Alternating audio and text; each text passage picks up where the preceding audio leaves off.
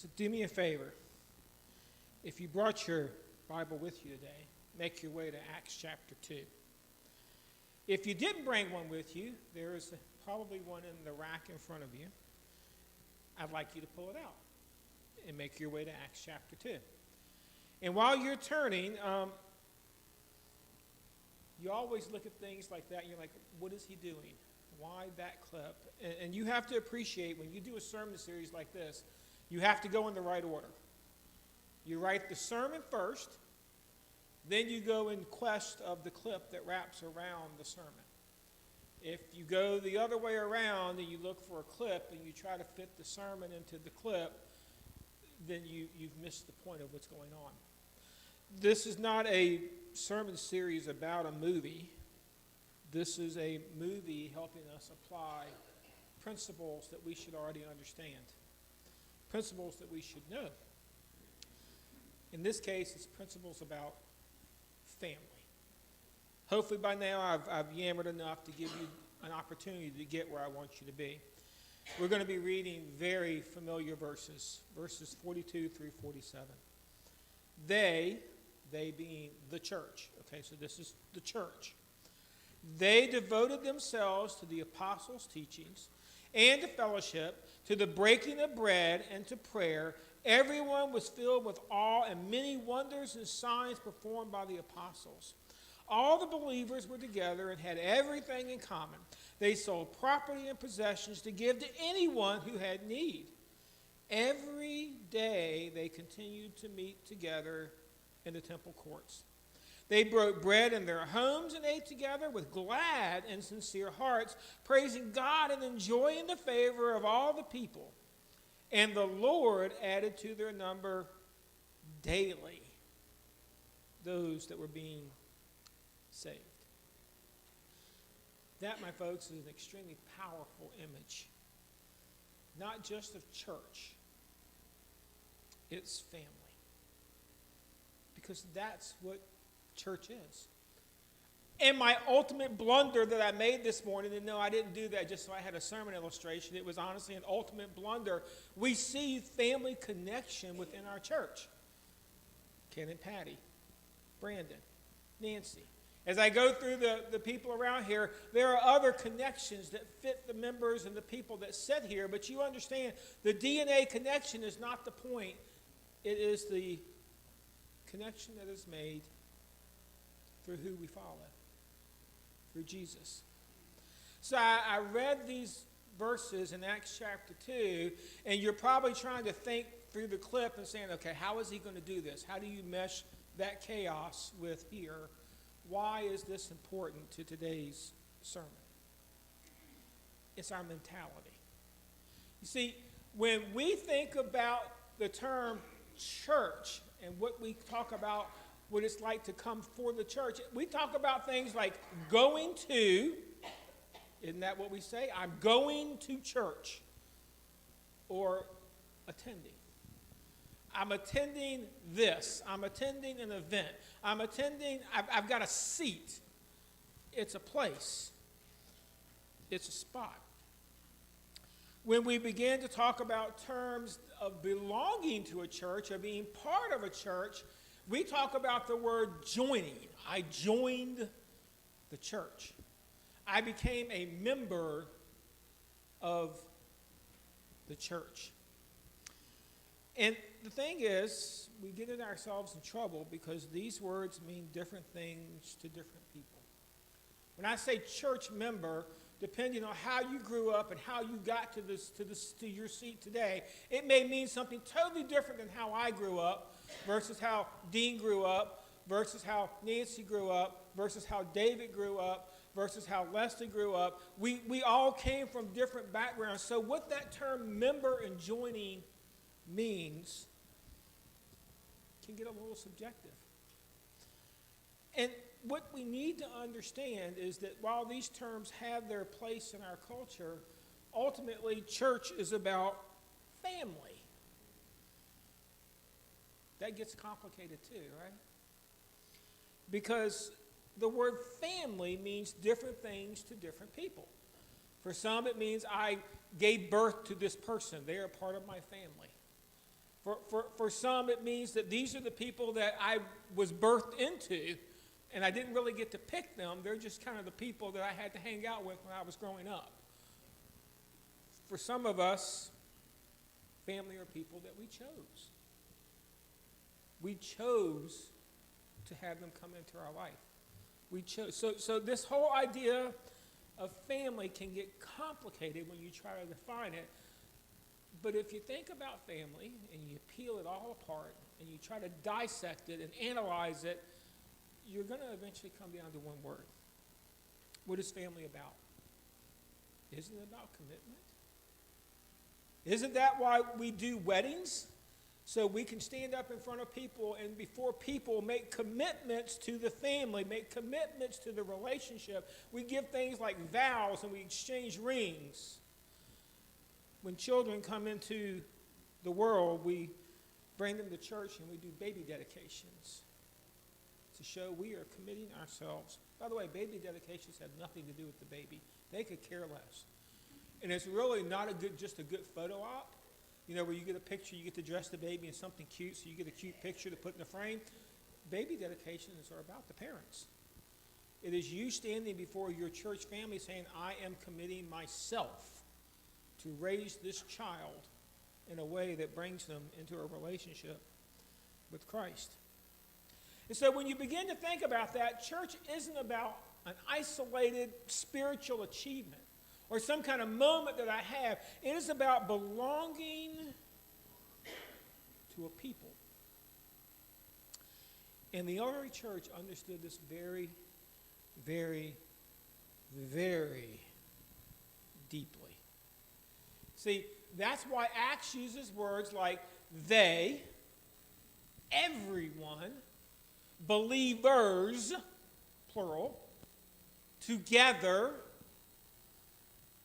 and in common. Because you know what? None of those things can you do by yourself. You can't be a they and just be you. That's not how the pronoun works. You can't be believers and it's just you. There's this mutual thing. See, for the early church, it went beyond participation. Okay, the early church was not about I showed up. Okay, and I put my effort into whatever the activity or event was. It was beyond attendance. Okay, it wasn't just I have a seat, I have a space, I have a parking lot space, I have this thing that I go and I just kind of wander in and I sit. It went beyond membership. As you read through Scripture, the funny thing is you never really find any verses about church membership. Membership meant that you're a follower of Christ.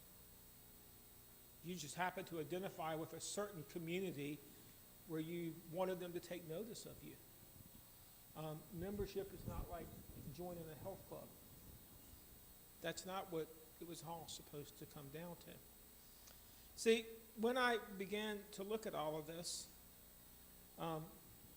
it was about, oh, hello, we're having one of those moments. There you go. They saw themselves as, I think I got to clean my buttons. They saw themselves as family. They saw themselves, I got to go back? I did. I got to go, whoa, it really went crazy. There we go. They saw themselves as family. They belonged to it. Did you take a look at the activities there in Acts chapter 2? They shared meals. And I don't mean just the Lord's Supper. They shared meals, so they ate together. It says they gathered daily. You see what's missing? It does not say they gathered on the first day of the week. They gathered daily. They were getting together. They were all in everybody else's business. They opened their homes. They didn't come to a building where they drove to the building and said, here. They said, come to my house. They sacrificed possessions for each other. They were never doing fundraising. They were doing need meeting. What they sold, they had a purpose in what they were selling because they learned that somebody in their family needed something. And so it wasn't about just raising money. It was about family. It was about people. And that's not a social club. But it also wasn't perfect. I mean, we sometimes romanticize Acts chapter 2. We begin to look at it and we just read verses 42 through 47, and we get the impression that it must have just been perfect. No conflict, no disagreements, no headaches. Churchtopia, right? Everybody gets along and everybody's happy and we all gather around the fire and we do our thing, and it's just perfect. Let me assure you, they had issues. Now, how do I know that they had issues? Because I wasn't there. I'm not that old, all right? I wasn't around in Acts chapter 2. How do I know that they had issues? Because they had people, right? The only way you can have a church with no issues is if you actually have a building with no people. Because when you bring people into it, people have differences. They have differences in the way that they grew up. They had differences in the kind of music they like. They have differences in the kind of food that they like. They have differences in the way that they like people to dress. They have differences in the way they like people to preach sermons. They have differences. That's the amazing thing about God. He created each and every one of us unique and different. The thing is when you have differences, that invites conflict. Doesn't it? My family has a routine that when I ask the question, I know it's going to end in a very, very long discussion. Would you like to know what the simple conversation is? What would you like for dinner? Nancy mouthed it with me. You've been there, right? You ask that question and I don't know. So then you start suggesting, no, I don't want that. So you can tell me what you don't want, but you can't tell me what you want. And you have the same problem. You say, well, fine, let's go out to eat. Where you want to go eat? I don't know. And on and on and on the conversation goes because we are different people. We have our differences, and differences invite the idea of conflict. But what set the early church apart, they never let their differences divide them. Absolutely, I can be different from you. I can have a completely different idea of what church is supposed to be. I can be different, but we're not divided. I'm going to pick on him because Dean and I are probably about as different as we can get when it comes to our church background history. He grew up in an entirely different era, in an entirely different city, in an entirely different lifestyle, and I grew up in crazy land. All right? We are different as we can be. But here we are for 15 years, we're still sitting in the same building, still serving the same God, still working in the same leadership model, and we haven't killed each other, Dean. That's pretty amazing, isn't it? Yeah, have we had our differences over the years? Absolutely. Because we are different. They remain committed to one another. They weren't committed to the building or the address or the name on the sign. They are committed to one another, to this idea of family. They absolutely, positively saw themselves as family. That word that we've been using here was Ohana, a word that was used throughout this movie, which brings us back to our clip. Because I can't show the clip and not explain to you how this fits in. That's how these sermons work. And you have to appreciate where we are when that clip shows up. Stitch has begun to change, and you know that because you've been watching along, but Nani still calls him a thing. Lilo doesn't fully see it yet. And after Stitch had his moment last week when he realized he was lost, and he cried out when he was lost, the first people that showed up was not family. Oh no, the first people that showed up were captors.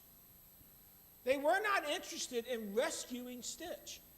They were interested in locking him up, putting him back in jail, make him go quiet. Their attempt to capture him before we got to this moment destroyed the family home. Large explosion, home is gone. Family, where do you go next? There's no more building. Social services showed up, and Lilo ran because she didn't want to be taken from family. She finds Stitch, and finally, remember, he's looked like a puppy this entire movie. He's hid all of his features that looked alien to make him look as much like a dog as he possibly could. But now she sees his true form. 6 arms, well, 4 arms, 2 legs, little antenna things coming out of us. And she does what many of us do when we see different. She blamed him for everything that went wrong. She told him, go away. You're not family anymore. As a matter of fact, you ruined my family. And then right at that very vulnerable moment where you just expect everything to fall apart, well, they don't disappoint, because guess what? It does. Yet another alien shows up, and that alien is trying to also capture Stitch, but at the point of trying to capture Stitch, what ends up happening is they capture Lilo. And they shove her on a ship, and she's gone. That's where our clip picks up today. And where it picks up is kind of chaos. And if you've ever been in the middle of anything, of a family squabble or even a church argument, chaos is a really good word, isn't it? Because look at our little clip.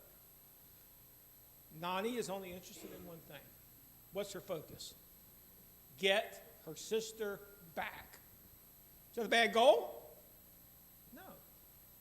No. Jumba, he's the big purple dude, okay, that's wielding the laser gun. So he is literally laser focused on capturing Stitch. That's what I was sent here to do, was to capture the abomination, the thing, and lock it away. Bleakley, our comic relief, he's just interested in preventing collateral damage. Don't engage her. Don't talk to her. That's a misuse of galactic resources. You can't do that. He's just interested in, I guess, we could call it the law. And then we look at Stitch, and Stitch stands there, and he begins to just watch the family fall apart. It's a sad moment.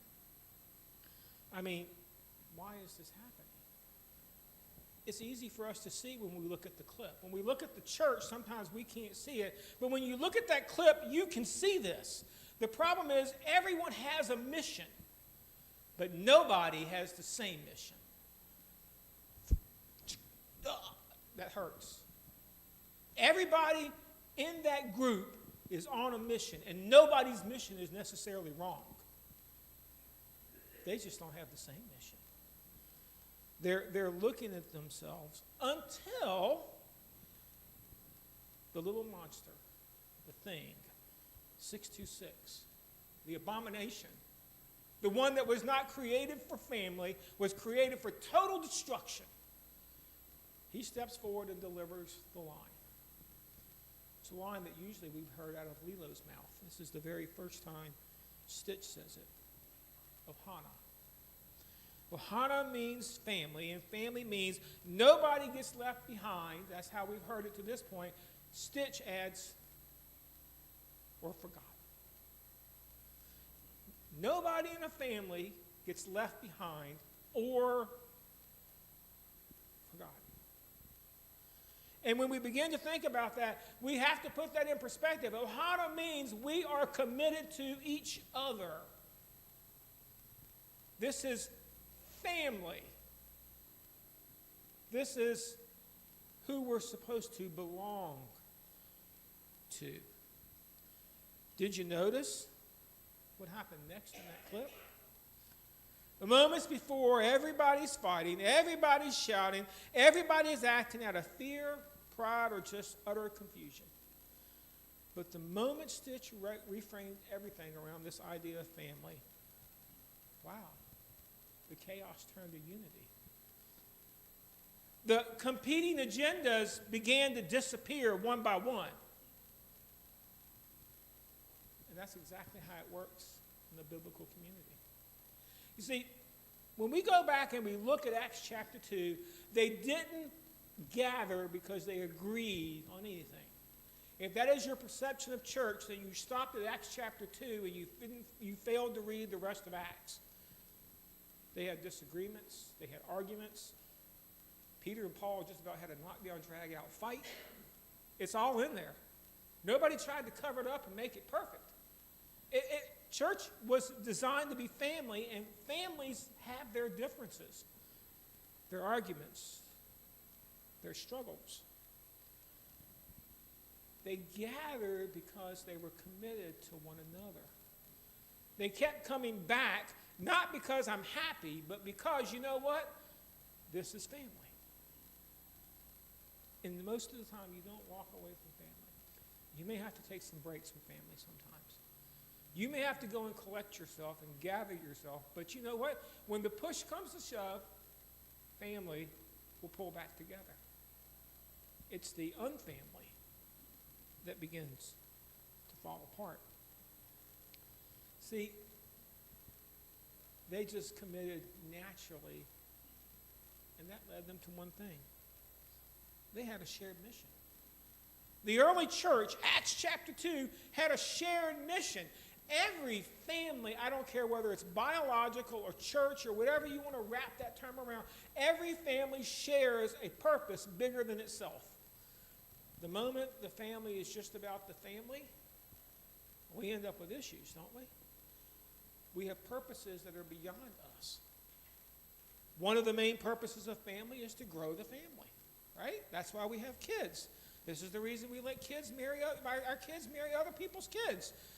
I don't want my kids to marry my own kids. I want them to go marry other people. They're designed to grow the family, and hopefully, eventually, they produce more kids, and so on it goes. See, that's what family is about. That's why you see the idea right there in Acts. All the believers were together and had everything in common. So they shared common territory, common grounds, common connection, but it doesn't mean that they had no issues. They were united because they were committed to, again, one another. Go ahead and read through Paul's letters and start counting how many times he uses that term, one another, one another. Pray with one another. Encourage one another. Help one another. Give grace to one another. Forgive one another. Over and over and over again. Another, one another, one another. He's obsessed with this term because he read Acts chapter 2. See, when we begin to take this apart, commitment creates belonging, and mission then gives belonging direction. And when the mission becomes clear, well, when Ohana becomes real, that's where our mission begins to come clear. So, church, what's the mission? Seriously, what's the mission of the church? And I know what you're thinking. Here it comes. We're going to Matthew chapter 20. Not going there. We'll reference it here in just a little bit. But I want to start with telling you what the mission is not. Because we confuse this. The mission is not about performance inside the family. If that's what you think the mission is, you are setting yourself up to have nothing but conflict. See, when the church begins to look at Acts chapter 2, we often define mission by listing the activities. Teaching, fellowship, worship, service, outreach. That's the mission, right? Absolutely, positively not. These are necessary God-given rhythms that the church, but they're not the mission. And if these activities become the mission, then the mission becomes about me. Don't believe me? Me improving. Me learning. Me serving. Me worshiping. Please, oh please, structure things so that it works for me. And when it becomes about that, you get the consequences. We fight for ourselves. Division naturally occurs. Separation happens. Family is lost in the chaos somewhere. We're just so busy trying to win that we fail. So we have to rescope mission, and if you want to understand mission of the church, stop staring at the actions and start looking at the target. Can you see it? Can you see the target? It's not about programming. It's not about the church calendar, okay? It's not about the building. The target is family. It's that word. That word says, Ohana. And that's exactly why the reason Jesus gave us the Great Commission. Not just to give us more things to do. Anybody need something else on their calendar to do? You've got way too much free time on your hands? I don't have this issue. It wasn't just so we could go baptize and teach, but it's so we could bring more people into the family. Think back to that chaotic clip that I showed you at the beginning. Unity happened when the focus shifted to the one in need, did it not? As soon as she could get the message across, this is not about what you want. This is about Lilo, my sister, the one that's been taken, the one that I'd really like to have back. And then just understand, the people in the church, they were praying. They were worshiping. They were serving. But just like the clip, the actions were aimed at meeting real needs. The family. And welcoming new people into the family. Go back and read Acts chapter 2. That was the goal of teaching, worshiping, fellowship, serving, and outreach, was so that the family needs could be met, and so that the family could grow. See, when the mission became clear, the very first thing Stitch had to do was make peace with Nani. Restored unity. Next, did y'all catch it? This is kind of like that comic moment. The family expanded. 2 new members of the family. And these weren't just any members. These are the people that just a few minutes before were trying to lock Stitch up and throw away the key. They recruited adversaries. We have a word for that. It's called forgiveness. They welcomed the people that they felt were trying to rip the family apart. They welcomed them in, and as soon as those people joined the family, you saw what happened, right? Their mission changed from capture to rescue. Wow. That's somewhat impressive, isn't it? And what did that take? 2 minutes of a Disney clip? We can figure this out in 2 minutes when we watch a cartoon. But we can't figure it out when we sit here and look at one another. That's kind of hard. So let's just make it really simple.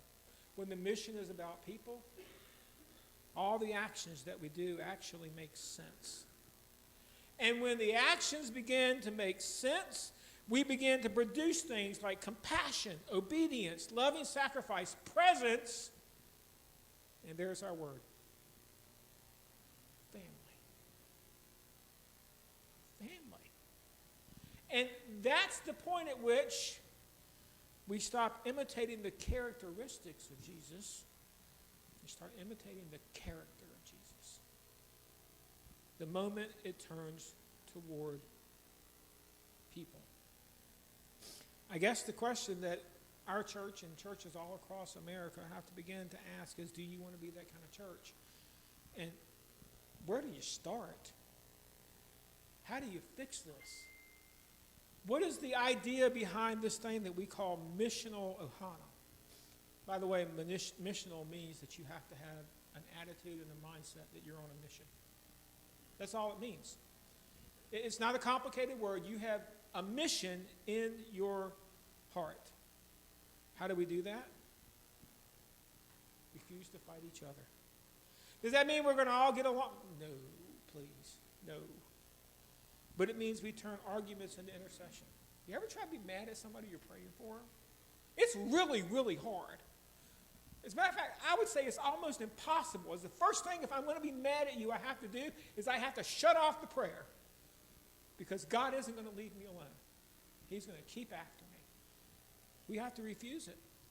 We can't fight. Because if we're busy trying to make the church what I want it to be, it'll never be what God designed it to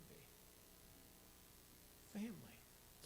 So after we decide we're going to stop fighting with each other, we have to turn our focus and identify the one who's in need. Think about that for a second. Think about our own family, our own church, the struggles that we see, and begin asking your question. Look around. Who's missing? Who's slipping? Who's hurting? Who's being spiritually taken? See, these questions begin to ask ourselves, not how do I make the church work for me? How do I go after that member of my family that, you know what, I haven't seen in a bit? That my heart is being called toward. After we do that, it isn't just enough to identify them, folks. You have to move toward the hurting, not away. Our first inclination when we see hurting, when we see chaos, when we see destruction, is run. As far as away you can from that situation, just run. Because I don't want to be hurt. But that's not what God said. God said, when you see the disaster, like a fireman or a first responder, especially when it's inside your family, you're supposed to run to it. You're supposed to go looking for all of this. You're supposed to show up, check in, carry burdens, be present. Isn't that what families do? Again, we have our differences. We have our moments when really we don't want to be anywhere near our family. But you can't last that way forever, right? You're not designed to be that way. That's not how God built you. So now when we're talking about our church, we have one more step. And this is an important step. And I think a lot of times we trunk it at the first three. We just try to pour ourselves into helping all the broken people in our church. And you know what that leads to? I have a really biblical word for that. It's called exhaustion. Okay? You've met all the needs you can and you've got nothing left in the tank and you're still trying to go and you're just like, exhaustion leads to frustration. Frustration leads to differences.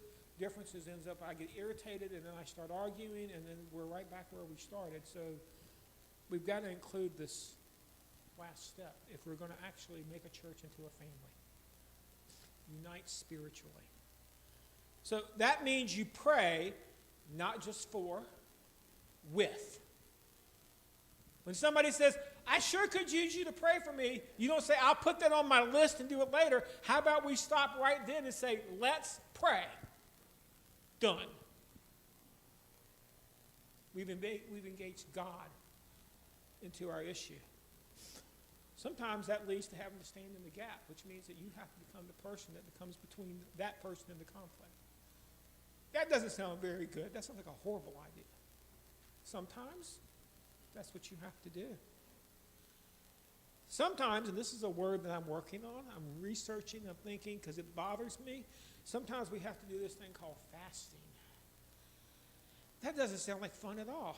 You realize what fasting is, right? Fasting is not so you can starve yourself or lose weight. Fasting is you skip a meal and you take the time that you would have spent feeding yourself and you go out and you pray for the other person that you're trying to get fed. It gives you some urgency and some focus.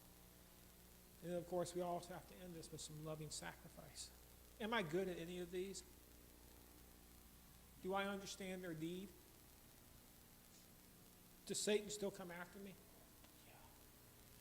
Because he doesn't want us to understand. Remember the mission. Ohana means nobody gets left behind or forgotten. And that's hard. That's not what I want. Ohana actually happens when we go after the one who needs rescuing. Not because the danger disappears. Not because the personalities suddenly fit and I like you now. Not because the problem just went away. Oftentimes, this is very messy business, folks. It might take a lot of prayer. It might take a lot of conflict. It might take a lot of aggression.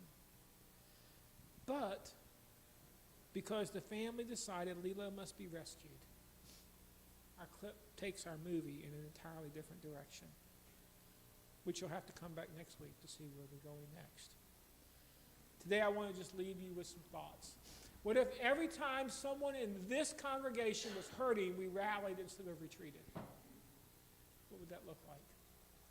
What if every time someone was taken by fear or sin or shame, instead of passing judgment, we said, not on our watch. Not in our heart. We're not going to let you have them, at least not without a really good fight. Not a fight with them, but a fight for them. See, that's exactly what Jesus teaches when he goes into that idea of leaving 99 to go after one. He had 99 sheep. What good is the one? It's probably the troublemaker anyway. Just let it go, right? Your sheep flock will be happier. What if you're the one? Oh, wait a minute. I remember being the one. I remember the moment. I remember my lost moment. And that inspires me to say, you know what, as bad as sometimes I don't want to, sometimes I have to. I have to look at the person that's missing from my family and say, let's go get them. Let's go rescue. Let's not condemn. Let's look at the idea of Ohana. And when you break this apart, Ohana means family. Family means commitment to one another and compassion for the one who needs to be rescued.